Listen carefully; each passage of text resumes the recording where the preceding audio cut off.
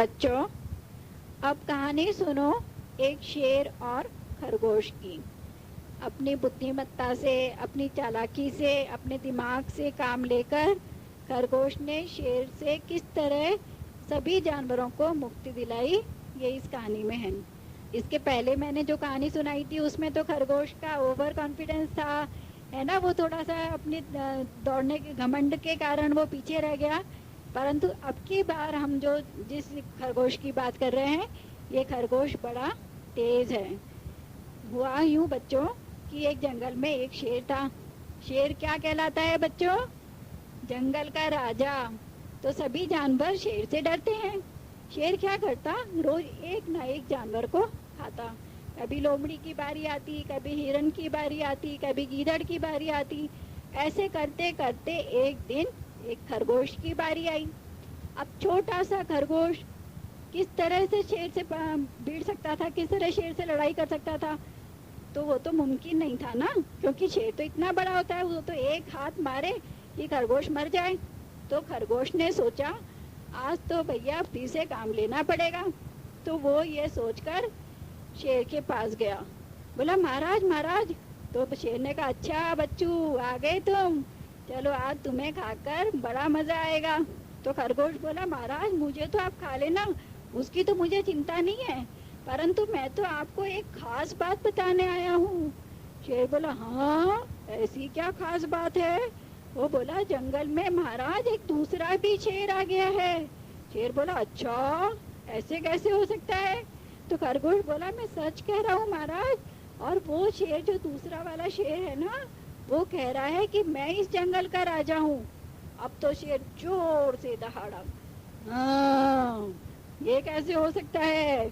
मेरे रहते इस जंगल में दूसरा कौन राजा हो सकता है? चलो मुझे अभी बताओ। तो खरगोश ने चालाकी से काम लिया।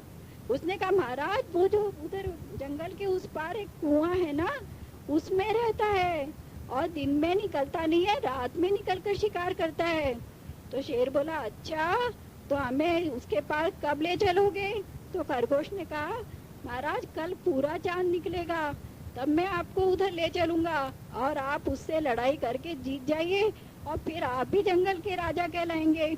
शेर ने कहा अच्छा तुम कहते हो तो जिस दिन पूरा चांद निकलेगा उसी दिन चलेंगे। खरगोश ने ये पूरे चांद की बात क्यों कही थी बच्चों, आप आगे समझ जाओगे मेरी कहानी में।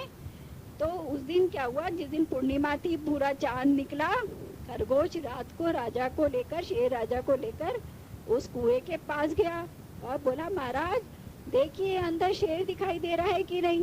अब शेर ने कुएं में झांका तो रात को जो चंद्रमा की रोशनी में उसको अपनी ही परछाई दिखाई दी।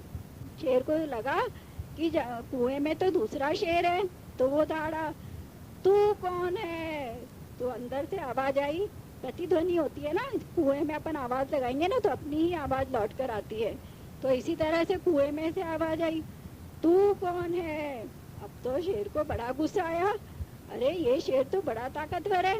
बोला तू कहाँ से आ गया? तो अंदर से आवाज आई तू कहाँ से आ गया? तो शेर बोला मैं इस जंगल का राजा हूँ, मैं और कहाँ जाके रह सकता हूँ। तो अंदर से भी यही आवाज आई मैं इस जंगल का राजा हूँ, मैं कहाँ और जाके रह सकता हूँ। अब तो शेर को बहुत गुस्सा आया, बहुत गुस्सा आया, और वो बोला अभी तेरी ऐसी की तैसी करता हूँ, अभी बताता हूँ तुझे। अपने आप को जंगल का राजा कहता है, और ये कहकर शेर कुएं में कूद गया। कुएं में तो कोई दूसरा शेर था ही नहीं, वो तो कुएं में शेर की परछाई दिखाई दे रही थी। जैसे ही शेर कूदा, पानी गहरा होने की वजह से वो तो डूबने लगा। अब वो चिल्लाया खरगोश खरगोश मुझे बचाओ, अरे कोई है मुझे बचाओ। खरगोश बोला महाराज आप अब इसी में आराम कीजिए, आपके आतंक से हम सब लोग बड़े परेशान हो गए थे। अपनी बुद्धि के बल पर मैंने आपको इस कुएं में ढकेल दिया है, अब आप यहीं पर थोड़े दिन में मर जाएंगे और हम लोग शांति से रहेंगे।